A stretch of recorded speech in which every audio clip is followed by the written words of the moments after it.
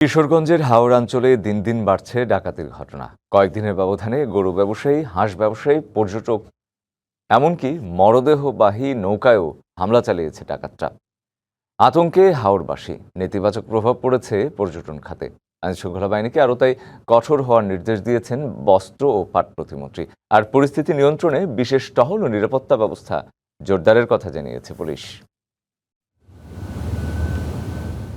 একসময় যে জনপদে ছিল শান্ত নদীপথ আর পর্যটনের আকর্ষণ, সেখানে এখন ডাকাত আতঙ্ক। কয়েকদিনের ব্যবধানে কিশোরগঞ্জের করিমগঞ্জ, মিঠামইন ও ইটনায় একের পর এক নৌ ডাকাতির ঘটনায় নিরাপত্তাহীনতায় ভুগছেন হাওরবাসী। গেল 7 জুলাই রাতে করিমগঞ্জের নোয়াগাঁও স্নুইসগেট এলাকায় 15 দিন বয়সী শিশুর মরদেহবাহী নৌকায় হানা দেয় ডাকাত দল। স্বজনদের মানবিক আবেদনও তাদের মন গলাতে পারেনি। অস্ত্রের মুখে জিম্মি করে লুটে নেওয়া হয় মোবাইল ফোন, নগদ টাকা ও সোলার ব্যাটারি। বালিখোলা থেকে 15 মিনিট ছাড়ার পর 15 মিনিট পরে আমাদেরকে একটা নৌকা আক্রমণ করছে। তখন কইতাছে লাস্ট তো পরে আগে তোরা কি আছে তোরা দে। তখন আমরা রাতে বাইরকে রাখতে এই জিনিসগুলি রাতের দিকে দৌড় রাত। এ ঘটনার পরদিন মিঠামইনে গরু ব্যবসায়ীদের মারধর করে ছিনিয়ে নেওয়া হয় 4.5 লাখ টাকা। একই দিন সন্ধ্যায় ইটনায় হাঁস ব্যবসায়ীদের নৌকাতেও লুটপাট চালায় ডাকাত দল। এই আমরা মারপিট করছি, মারপিট করে টাকা আসিন সাথে 4.5 লক্ষ টাকা দিয়ে আমার প্রতি দেন এই বর্ষ দেখাইতে।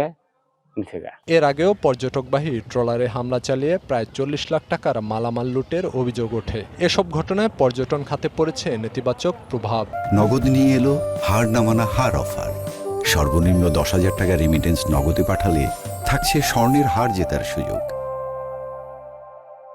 অন্তত 5টার পরে নৌকা আর চালাইতে পারি না, বন্ধ করে দিয়েছি ডাকাতের ডরে। একদিন পর পর 2 দিন পর পর ডাকাতি হচ্ছে। এগুলা কি আমরা পড়াশোনা দেখতেছে না? পড়াশোনা কিসের জন্য?